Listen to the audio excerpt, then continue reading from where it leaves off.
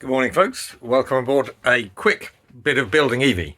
I realised that when I fitted these, then they were a bit awkward because I put the shower wall on before I drilled any holes for these, which I understand is not the way one is supposed to do these things, but I did it that way because I didn't realise that I was meant to do it the other way. I thought, well, I've got access to the back of the wall.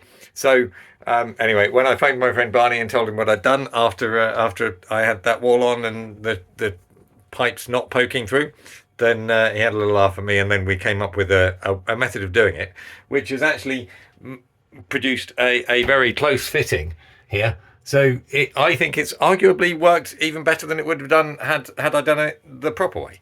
So have at it. Just a quick one. No outro at the end. It is what it is.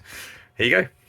I think this bit of footage was in the previous video, but for completeness of this little job, then I thought I would put it in. So that was me from the backside, because obviously I was quite restricted because of the wall framing that I had there in terms of where I could put these.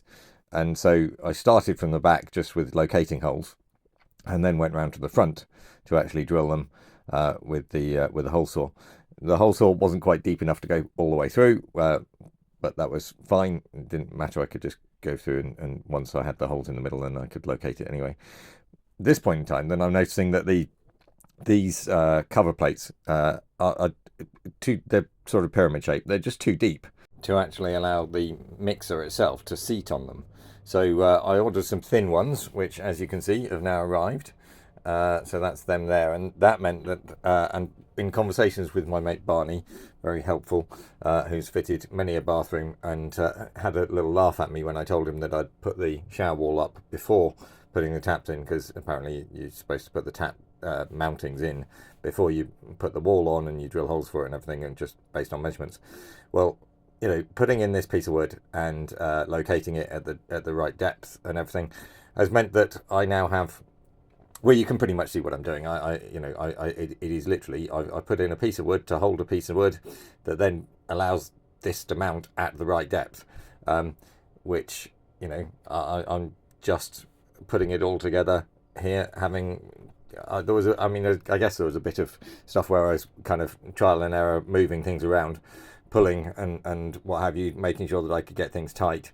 But this has all worked very well, and I now actually have a something that I'm very happy with. So it all works. It's just not the way that you would normally do it. When I was at this point in time, then I was trying to get it all level, and so again, this bit of footage was in the previous bit, but it was the layout of those two bits of wood at the back that was crucial, and enabled me to get this done when notionally I'd done it too late. So I just thought this might be helpful for somebody to see that you can do it from the backside. I presume you have access to the back, of course. If you haven't got access to the back, then I don't think you ever would have thought of doing it this way. At this point, I'm just sealing round round where the taps come through, and then I just tidied up around the bottom and put a bead of silicone around the bottom of the shower wall. The shower wall stuff is it's basically it's the same as the phenolic ply or whatever. I think just essentially it's mostly glue, but there is some wood and plastic coating on it, what have you, to make it look pretty. And there's me also doing the same around the plug holes, just siliconing those in.